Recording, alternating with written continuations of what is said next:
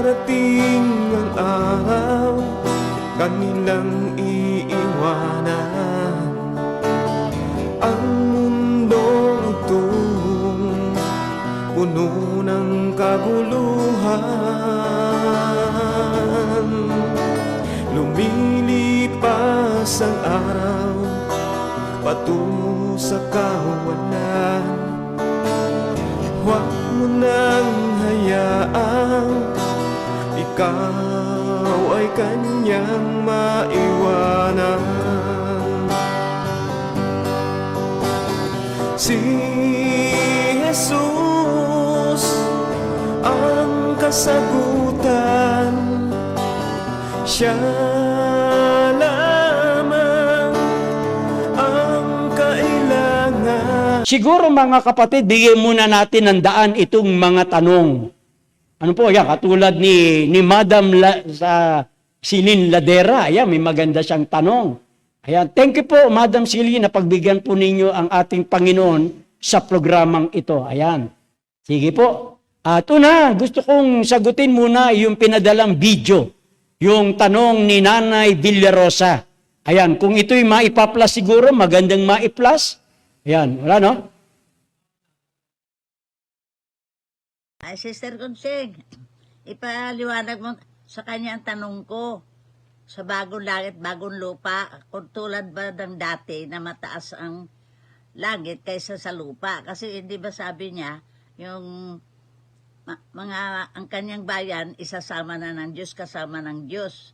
Eh, kung kasama ng Diyos, bakit naglikha pa siya ng bagong langit? Sana kundi magsama-sama na lang, wala na lupa, o di sa langit na lahat.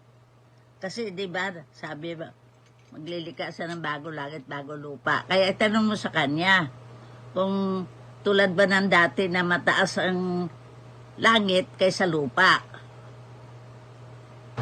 At saka, sabi mo sa kanya, na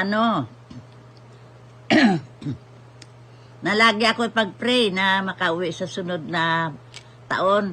At itatanong mo pala, isang tanong pa. Sasabihin mo sa kanya kung ang Diyos ba may pakana ng COVID-19 o kung si Satanas. Yan lamang po dalawang tanong lang. Salamat.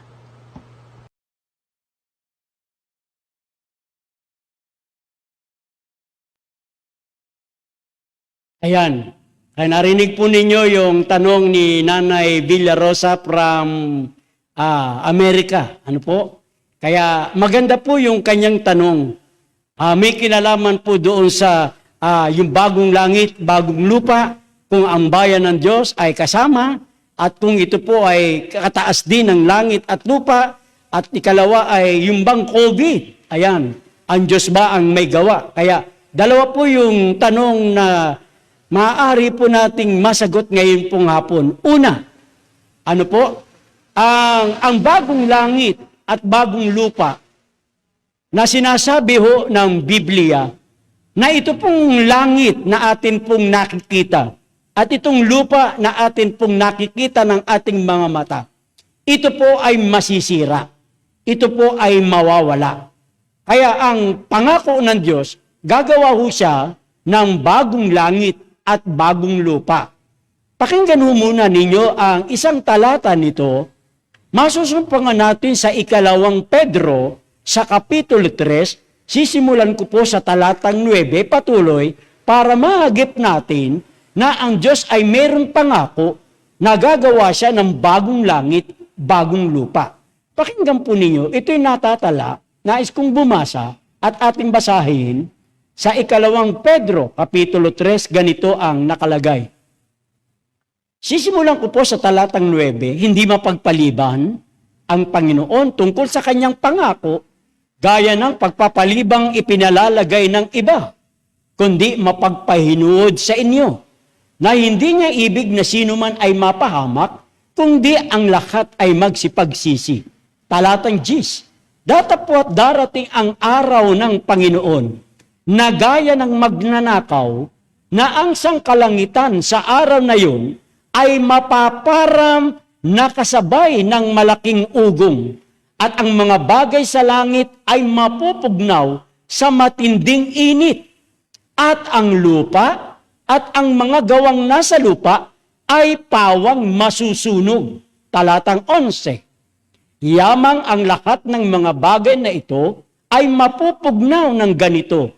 Ano ngang anyo ng mga pagkatao ang nararapat sa inyo sa banal na pamumuhay at pagkamawain na ating hinihintay at pinakananasa ang pagdating ng kaarawan ng Diyos, na dahil dito'y ang sangkalingitan na nagniningas ay mapupugnaw at ang mga bagay sa langit ay matutunaw sa matinding init. Talatang 13. Ngunit ngayon sa kanyang pangako, naghihintay tayo ng bagong langit at ng bagong lupa na tinatahanan ng katwiran.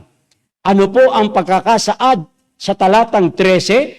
Ating inihintay ang pangako ng Diyos, ang bagong lupa at ang bagong langit na tinatahanan ng katwiran. Kaya ang sabi pa rin sa aklat na Apokalipsis 21 at 1, ano ang sinasabi doon? Ganito ang pagkakabanggit. Nakita ko ang isang bagong langit at ang isang bagong lupa, sapagkat ang unang langit at ang unang lupa ay naparam, at ang dagat ay wala na. Sa makatuwid, itong mata o itong lupa, itong langit na nakikita natin ngayon, ito po'y masisira. Ano po? Sa matinding init. Kaya ang sabi nga ng Mateo 24:35, ang langit at ang lupa ay lilipas. Kaya maliwanag po na ito nakikita natin, lahat ng bagay ay lilipas at ito'y masisira, masusunog sa mainit, sa tindi ng init sa pamagitan ng apoy. Ngayon, pag nabago na ito sa pamagitan ng apoy, Nanay Villarosa, ang bababa po dito yung capital city. Ito rin pong lupa, ito rin pong langit na binago. Ang bababa lamang po, Nanay Villarosa, ay yung tinatawag na capital city, ang bagong Jerusalem. Dito rin po yan bababa sa bagong langit, sa bagong lupa. Kung ano ang taas ng langit, kung ano ang taas ng lupa, maaaring the same. Kasi ang bababaw lamang dito ay ang capital city na New Jerusalem. Ayun po ang isa sa ating masasabi dun sa inyong napakagandang tanong. Kaya pagsikapan ho natin sa lahat ng ating pamilya, sa lahat ng ating sambayan, na tayo ay makasama.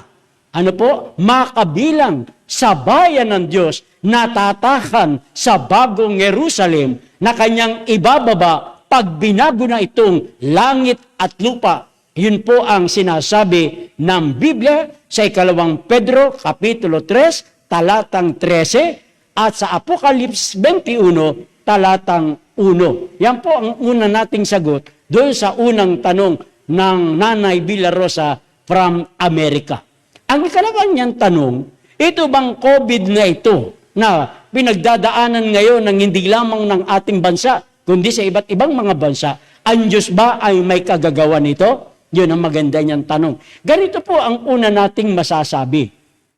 Ang panukala po ng Diyos, ang sabi sa 15:26 ng Exodo, kung susundin natin ang kanyang utos, ang kanyang mga kautusan, ang kanyang mga bilin, ang pangako ng Diyos ay wala siyang ilalagay na karamdaman na gaya ng kanyang ginawa sa bansang Ehipto.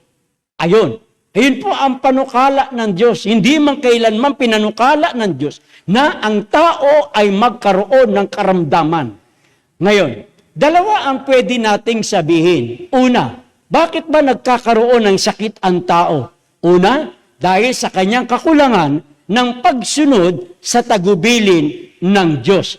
Ikalawa, kaya po nagkakaroon ng sakit, kagagawa na rin po ng tao. Ito pong COVID na ito, hindi po ito galing sa Diyos, kagagawan po ito ng tao. Una, ang sabi ng Biblia sa atin, ano po? Ang hindi nalulugod ang Diyos sa kamatayan ng masama. Ano po, ano yun ang sinasabi ng Kapitulo 18 ng aklat ng Ezekiel.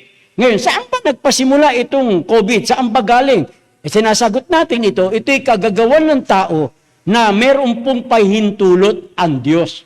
Sa katunayan, kung inyong maalaala, na yung panahon ni Patriarkang si Job, na nakipag-usap sa atin sa Diyos, ang sabi ni Job, sabi ng Diyos kay Job, nakikita mo ba yung aking lingkod? Ay sabi ni Satanas sa kanya, ay kaya mo lamang pinagpapala si Job sa iyo. Dahil sa iyong nagiging tapat sa iyo si Job dahil pinagpapala mo. Kaya sabi ni Job sa kanya, subukan mong galawin ang kanyang buhay, baka hindi kanya sumpain. Kaya dito makikita ho ninyo, sino ho ba ang nagbibigay ng karamdaman sa tao? Ayan. Kaya makikita po ninyo sa istorya ni Job, ang nagbibigay ng karamdaman ay walang iba kundi ang kaaway ng Diyos. Ayan, na si Satanas. Kaya po nagkakaroon ng tao ng karamdaman. Una ko pong sinasabi sa inyo, ang una kung bakit tayo nagkakasakit, bakit tayo nagkakaroon ng karamdaman, tayo na rin mismo ang may kagagawan. Ikalawa, kakulangan na rin ang ating pagsunod sa Diyos. Kaya, ang tanong ninyo, Nanay Villarosa, ito bang COVID ay ang Diyos ang may kagawan? Hindi po. Ano po? Ang COVID po ay kagagawan na rin po ng tao. Ay mapapansin po ninyo, ang karamdaman hindi ho galing sa Diyos. Ang COVID ay hindi galing sa Diyos, kundi ang tao rin ang may kagagawan. Sa katunayan, ang Biblia nagsasabi sa atin, maging si Satanas sa Kapitulo 13, sa katalatang 11 at 18, mapapansin ninyo ang istoryang dyan ng isang babae na baluktot. Ang sabi dyan ay matagal nang ginapos ni Satanas. O, tingnan nyo ang Kapitulo 13. Sisimulan ko sa talatang 15. Ayan. O sa 16 na tayo pumunta. Lucas 13. Ayan. Ang sabi sa atin, at ang babaeng ito, anak ni Abraham, tinalian ni Satanas. Narito sa loob ng 18 taon, hindi baga dapat kalagan ng taling ito sa araw ng Sabat? Merong karamdaman sa talatang 11. Ang sabi diyan ay, at narito ang isang babae na may espiritu ng sakit na may 18 taon na, at totoong baluktot at hindi makaunat sa anumang paraan. Ayan, sino ang may kagagawan? Si Satanas. Kaya sa talatang 16, ang babaeng ito'y anak ni Abraham, tinalian ni Satanas. Narito sa loob ng 18 taon. Hindi baga dapat kalagan ng taling ito sa araw ng Sabat? Gusto ng ating Panginoon ay palayain. Kaya ang tanong po ninyo, kahit hindi lamang po COVID, yung nararanasan nating mga karamdaman ay gawin na po nating pangkalatan. Sino po ang may gawa? Una, tayo na ring mga tao.